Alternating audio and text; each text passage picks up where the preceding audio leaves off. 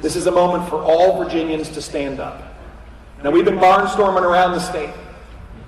Jason and I were in Southwest Virginia yesterday. We were with, by the way, Congressman Morgan Griffith, who's doing an amazing job. He's got events all today. We've been up through the valley, starting with John McGuire, and I know that everybody else, in fact, Jen Higgins has made it all the way here from the south, and Rob Whitman all the way here from the first. So thank you. But what this takes is all of you. And so let me finish where I started. There's work to be done. There's work to be done. This is our charge. This is our collective responsibility to do the work. We've got 10 days. 10 days to save the Commonwealth. 10 days to demonstrate that we choose liberty. 10 days for us to say to Abigail Spanberger, no.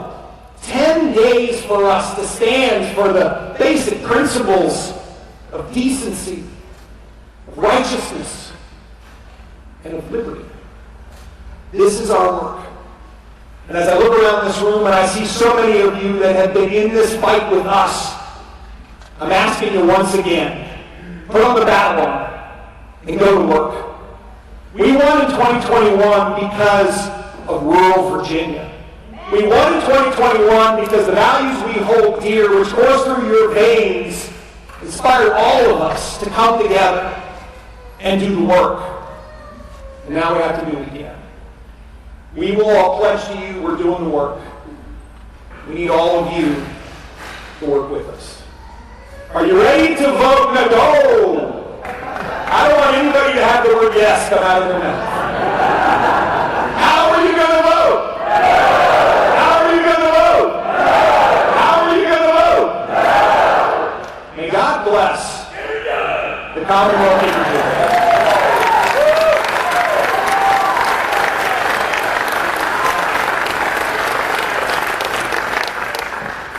We prayed earlier today.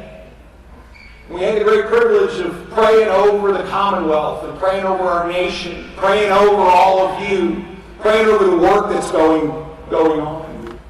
And one of the most amazing parts of that time was that Speaker Mike Johnson was right in the middle of it. Now, there's going to be a voice of God that's going to announce him in a minute, but I'm not going to give up my moment to say something nice about him. We have the most amazing blessing in this country. We have a committed Christian, a God-fearing man, a man who loves his family and loves others before himself in a way that is so Christ-like that I am so honored that he is here in the Commonwealth today working in order to help us defeat this crazy, crazy amendment. And so when the voice of God says, ladies and gentlemen, the Speaker of the United States of America, Mike Johnson, I want a standing applause and ovation, cheers like he's never heard before, because I want him to know that Virginia loves Speaker Johnson. Ladies and gentlemen, the voice of God.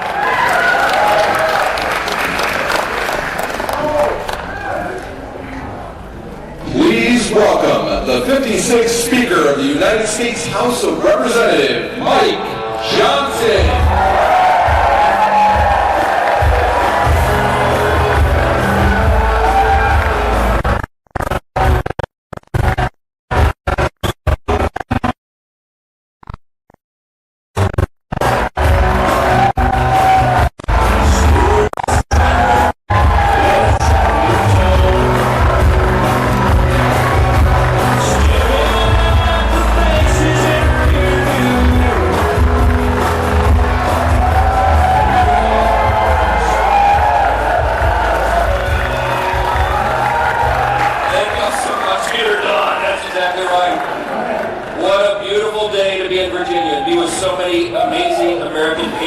I'm so grateful to be here. I'm honored to share the stage with some of my heroes. I love Governor Glenn Youngkin. He is a great honor. We're blessed in this state. And so many me artists is one of the great American patriots who has served in the last few years. Thank you, brother. The great honor of my life is to serve as the 56th Speaker of the House, and the best blessing of that is to serve with amazing people. And Virginia has some of the greatest members of Congress who have ever served in those halls. And they're sitting on the stage with me right now, these Republican members. I'm here to tell you, this is my testimonial for you. You know this already. But John McGuire and Jim Kiggins and Rob Whitman and Ben Klein and Morgan Griffith, who is working this issue in another part of the state right now, are some of the greatest members of the Congress. They are the leaders. They are leading to fulfill our promises to the people of this country. They are working every day, they are. They are working every single day to bring down the cost of living and to secure America's borders, to make Virginia and America truly great again. And that's exactly what's happening. That's right. Now listen, this is serious business, serious business. We have one of the smallest margins in U.S. history. Right now, we had a special election last Tuesday, so I have an embarrassment of riches, guys. We have a 2-vote margin right now. We were down to 1, okay? We have got to get every single one of these patriots on this state reelected in November, and I know you're committed to help us get that done, but that's why the eyes of America are upon your state right now. And I'm telling you what you already know, the obvious thing. The eyes of America are upon you because you have the power in your hands. This is a very serious deal. You have the power to say no to this totally scandalous, unlawful, unconstitutional, Democrat gerrymandering scheme that they're trying to push upon this state. You get to say no. You also have the power to say no to Abigail Spanberger's charade. Okay, can I call it something charitable, Governor? She talks like a moderate and she governs like a Marxist. I mean, this is serious stuff. And you have the power to say no to this insurgent left Democrat party that is trying to take over the U.S. Congress. How many of you know this is not your father's Democrat party? They're open Marxists. They believe in everything that is the opposite of what made America the greatest nation in the history of the world. You have another very important power. You have the power to protect fair maps in Virginia and to protect truly the entire House Republican majority in the Congress. That's in your hands right now. This is big stuff. Now let me tell you something. This is not a normal midterm election. We're going to defy history, and we're going to keep and grow this House majority. Because we are going to do it. Governor, I was talking to a good buddy who came to us the other night on the phone, and he said, Mike, I think about it like this. He said, this is not a contract with America election cycle. You guys did that. You signed the contract with America in 2024. You are fulfilling those promises. As promises made, promises kept. He said, Mike, this isn't a contract with America election. This is a contrast for America. It is a contrast between Republicans' return to common sense and the Democrats' radical woke agenda. To put it bluntly, it's a contrast between common sense and crazy, okay? Crazy. You remember the President's State of the Union when he just kind of went off script a couple of times? Sitting behind him, enjoying the show.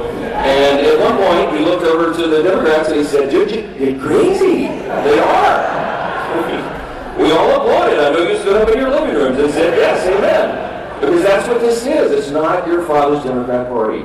And the state could not be any higher because of that. Look, this is we've had a razor-thin margin, but we've also had an extraordinary run. And my background is in constitutional law, among my other unmarketable skills. But I can tell you that if you look across history, and you look at all the Congresses, in the beginning of every new administration, you can put this one up next to anyone. In terms of productivity and success, history will record one of the most successful Congresses in the history of the country, and we did it with a small margin.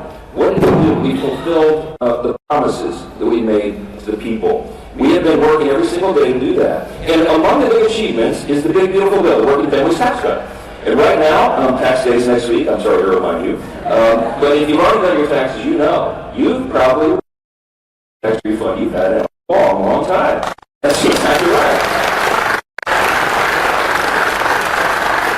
Because of the hard work of these members of the House and Republicans in the Senate and the House working together, President Trump leading, as he said he would do, we are bringing down the cost of living. We're having bigger paychecks and the largest tax refunds in a long, long time. In fact, in the state of Virginia, you know what the stats are? The average family in Virginia is going to have $12,000 more in their pocket because of the legislation that we passed.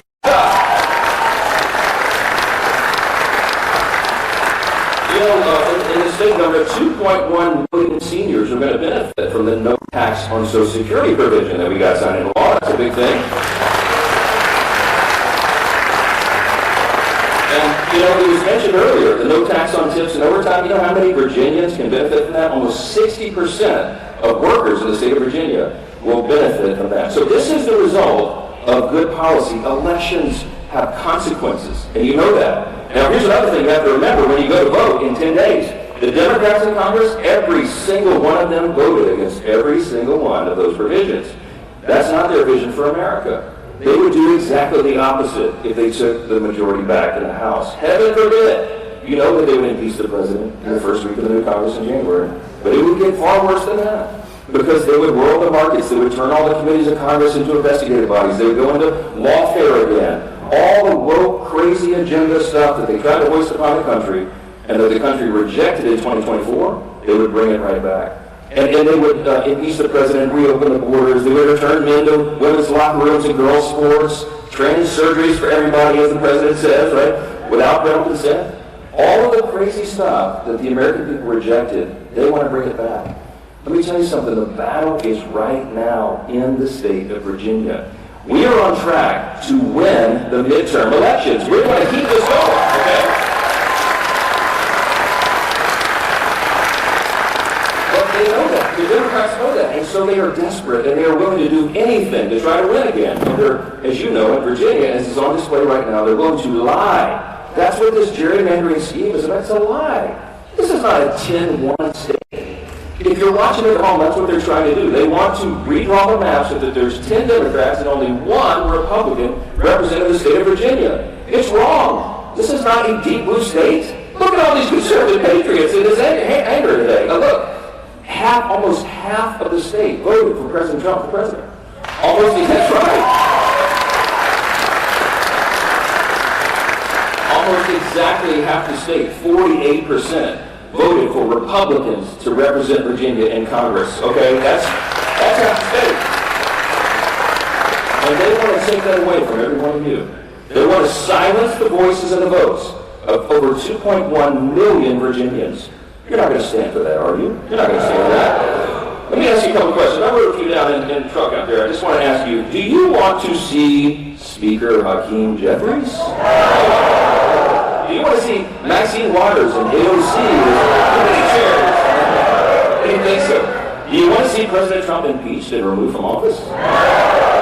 You want to see your taxes increased? The border reopened? Men back in women's sports and locker rooms? I don't think so. Do you want to have our elections be overrun with non-citizens? I don't think so. You want the justice system to be weaponized again against conservatives and people of faith? That's what they did last time. I don't think so. Do you want the government to turn a blind eye to waste, fraud, and abuse that is taking over all these blue states?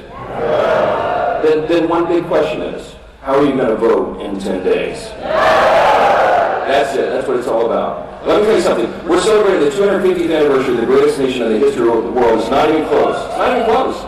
Sometimes I speak to university and college students, and I will begin my lecture, and I say, raise your hand if you agree you live in the greatest nation in the history of the world. It would break your hearts how few hands are raised in this generation. And I remind them, let me tell you something, I can put on my evidence here. You live in the greatest nation in the history of the world, the greatest, most free, most successful, most powerful, most benevolent nation that's ever been. And it's not by happenstance. It's because it's built on these very firm foundations. In the state of Virginia, you helped build those foundations. 4 of the first 5 presidents, famously, were from the state of Virginia.